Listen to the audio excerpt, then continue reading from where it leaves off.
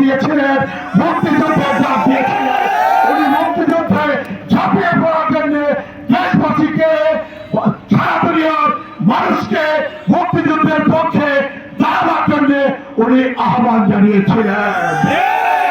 1970-এ 25শে মার্চে শহীদ প্রেসিডেন্ট জিয়াউর রহমান আত্মসমর্পণ করেন নাই।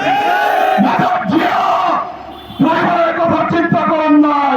বেগম খালেদা জিয়া কি হবে, তারেক রহমানের কি হবে, আরাফাত রহমানের কি হবে, এই চিন্তা না করে মেজর জিয়া বাংলাদেশের কথা চিন্তা করে, আমাদের স্বাধীনতার কথা চিন্তা করে, সারা বিদ্রোহ করে উনি স্বাধীনতার ঘোষণা দিয়ে, মুক্তিযুদ্ধের ডাক দিয়ে, রণাঙ্গনে মুক্তিযুদ্ধ করে 9 মাসের মতো এই দেশকে উনি স্বাধীন করেছিলেন নেতৃত্ব দিয়ে।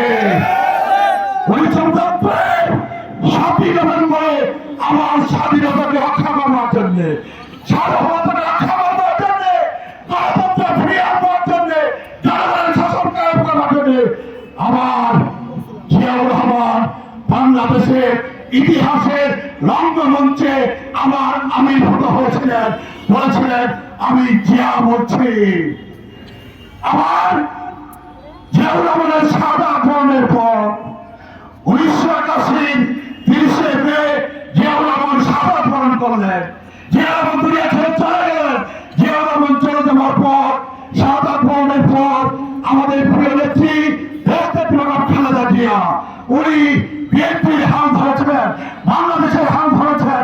গণতন্ত্রের সংগ্রামে, স্বাধীনতা রক্ষায়, সার্বভৌমত্ব রক্ষায় উনি বাংলাদেশের সকল গণতান্ত্রিক শক্তিকে সাথে নিয়ে, ছাত্র জনতাকে সাথে নিয়ে, পাশে নিয়ে স্বৈরাচারের সাথে বিরুদ্ধে, স্বৈর শাসনের বিরুদ্ধে উনি আন্দোলন করেছেন।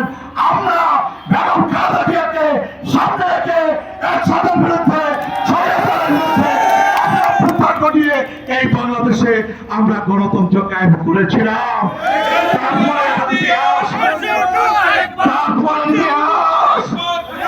তারপরে ইতিহাস আমাদের সকলেরই জানা আছে।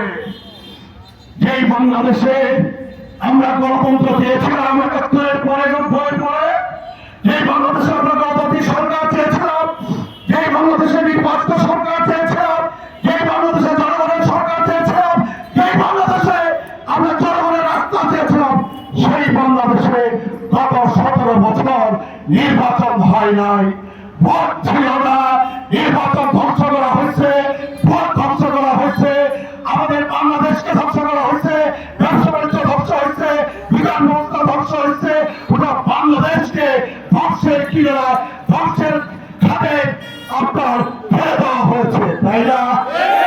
গত বছর জুলাই আগস্ট মাসে বাংলাদেশের ছাত্র সমাজ, বাংলাদেশের জনগণ তারা রক্ত দিয়ে, জীবন দিয়ে, অভ্যুত্থান তৈরি করে, অভ্যুত্থান রচনা করে বাংলাদেশ থেকে ফ্যাসিবাদী শাসককে বিতাড়িত করে, বাইরে থেকে বাধ্য করে এই বাংলাদেশে গণতন্ত্র প্রতিষ্ঠার পথকে উন্মোচিত করেছে। আগামী বছর 2026 12 ফেব্রুয়ারিতে জাতীয় সংসদের নির্বাচন অনুষ্ঠিত হবে।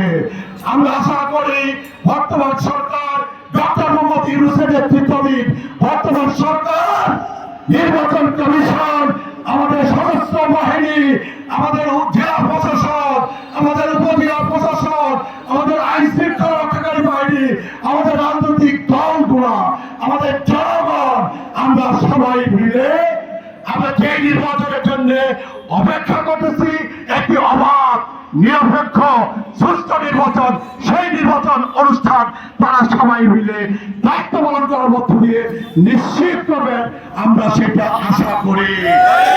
নির্বাচনকে বঞ্চনা করার জন্য, নির্বাচনকে আজকে বঞ্চনা করার জন্য আজকে নানা অপতৎপরতা চলছে। আজকে বলতে চাই, বাংলাদেশের জনগণ, বিএনপির নেতা কর্মীরা, বাংলাদেশের গণতান্ত্রিক রাজনৈতিক শক্তি তারা সজাগ আছে, সতর্ক আছে। কোন অপতৎপরতা করে, কোন খুন করে, কোন গুম করে, কোন ভয় দেখিয়ে, কোন ভ্রমণ দিয়ে বাংলাদেশে আগামী জাতীয় সংসদ নির্বাচনকে বানচাল করা সম্ভব হবে না। ইনশাআল্লাহ বাংলাদেশে জাতীয় সংসদের নির্বাচন আগামী বছরে 26শে ফেব্রুয়ারি 12 তারিখে অবশ্যই অবশ্যই অবশ্যই অনুষ্ঠিত হবে হবে হবে। আমরা বিজয় দিবসে এই দিনে দাঁড়িয়ে আমরা শপথ নিতে চাই। আমরা বাংলাদেশে গণতন্ত্র কায়েম করতে চাই। আমরা বাংলাদেশে নির্বাচন চাই।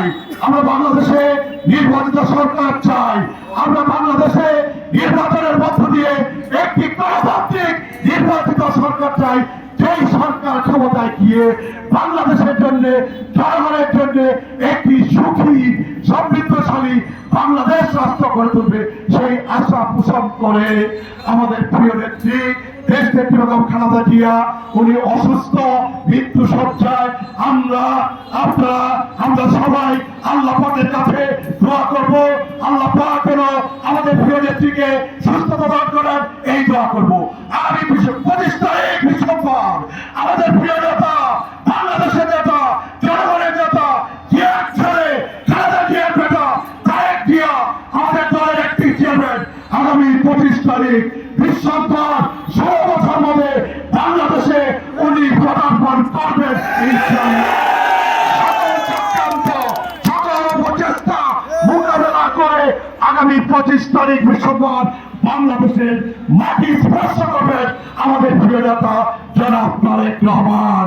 আপনারা জনাব তারেক রহমানের জন্য দোয়া করবেন, আল্লাহ পাক যেন তাকে সহি সালামতে বাংলাদেশে পদার্পণ করে দলের নেতৃত্ব, দেশের নেতৃত্ব, রাষ্ট্রের নেতৃত্ব দেওয়ার তৌফিক দেন।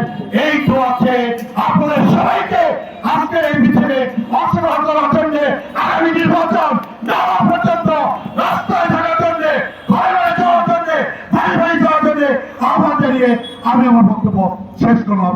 আল্লাহ হাফেজ।